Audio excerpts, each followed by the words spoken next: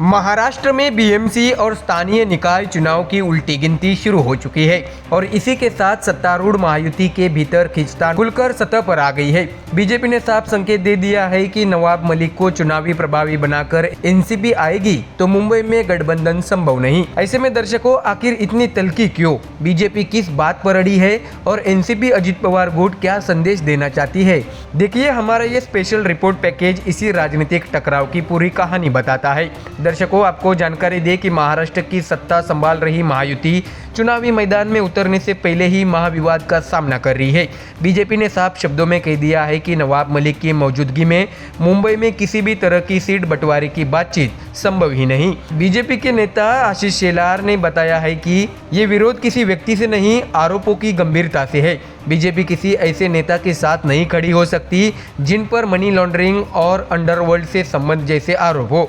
ऐसे में बीजेपी का साफ रुख है। बीजेपी अपनी लाइन बिल्कुल स्पष्ट कर चुकी है, सिद्धांतों से समझौता नहीं होगा। पार्टी को आशंका है कि नवाब मलिक के साथ एक मंच पर दिखना उसके कोर वोट बैंक को नुकसान पहुंचा सकता है। बीजेपी नेता आशीष शेलार के बयान के बाद पार्टी नेतृत्व ने भी यह संदेश दिया है कि जब तक मलिक चुनाव प्रभारी है, कोई गठबंधन चर्चा नहीं होगी। तो वहीं दूसरी तरफ देखें तो एनसीपी अजित पवार गुट बिल्कुल अलग स्वर में है। एनसीपी के वरिष्ठ नेता प्रफुल्ल पटेल कह रहे हैं कि नवाब मलिक पर दोष सिद्ध नहीं हुआ है और जिम्मेदारियां देना पार्टी का आंतरिक फैसला है। उनके मुताबिक महायुति एकजुट है, कोई फूट नहीं है।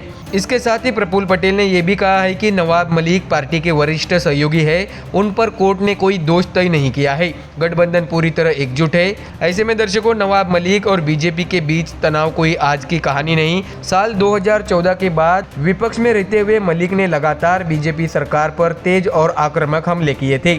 ऐसे में मोड़ आया 2021 का, जब मलिक ने एनसीपी अधिकारी समीर वानखेड़े और केंद्र पर गंभीर आरोप लगाए। यही वो समय था जब ईडी ने उन्हें कुर्ला लैंड डील समेत कई वित्तीय आरोपों में गिरफ्तार किया। तब से बीजेपी का रुख और भी सख्त होता चला गया। ऐसे में दर्शकों, जानने वाली बात यह है कि आखिर इस विवाद के मुख्य कारण क्या है।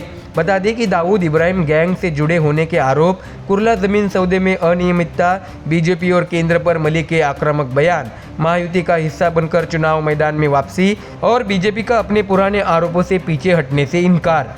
ऐसे में राजनीतिक विश्लेषक मानते हैं कि बीजेपी के लिए नवाब मलिक को एकदम से स्वीकार करना आसान नहीं है। पार्टी वर्षों से उन्हें दाऊद का आदमी, भ्रष्ट और राष्ट्र विरोधी ताकतों का समर्थक जैसे आरोपों के साथ जोड़ती रही है। ऐसे में चुनाव मंच पर साथ दिखना बीजेपी की पूरी नैरेटिव पॉलिटिक्स को कमजोर कर सकता है। लेकिन राजनीति हमेशा सिद्धांतों से नहीं, परिस्थितियों से चलती है और विश्लेषकों का कहना है कि अगर चुनाव बाद महायुति को मलिक की सीट की जरूरत हुई तो बीजेपी का रुख नरम पड़ सकता है। ऐसे में दर्शकों, आपको बता दें कि आखिर ये नवाब मलिक है कौन। नवाब मलिक, जो मुंबई की मुस्लिम वोट बैंक राजनीति का एक मजबूत और प्रभावी चेहरा, राज्य के पूर्व अल्पसंख्यक कार्य एवं कौशल्य विकास मंत्री, 2 दशक से ज्यादा का राजनीतिक अनुभव, तेज भाषण शैली, तीखे हमले और विवादों के केंद्र में रहने वाली उनकी छवि। 2022 में ईडी के केस के बाद अजित पवार गुट ने उनका साथ नहीं छोड़ा और यही कारण है कि आज मलिक गुट की राजनीति का अहम हिस्सा है। ऐसे में दर्शकों, तो बीएमसी चुनाव से पहले महायुति में ये मलिक फैक्टर सिर्फ चुनावी रणनीति नहीं बल्कि राजनीतिक संवेदनशीलता का मुद्दा भी बन चुका है। गठबंधन टिकेगा या टूटेगा, ये चुनावी समीकरण तय करेंगे और महाराष्ट्र की राजनीति में अगला मोड़ भी यही से गुजरता दिख रहा है। तो दर्शकों, फिलहाल इस खबर में इतना ही। देश और दुनिया की बाकी और खबरें जानने के लिए जुड़े रहिए हमारे चैनल MDR न्यूज़ के साथ। धन्यवाद।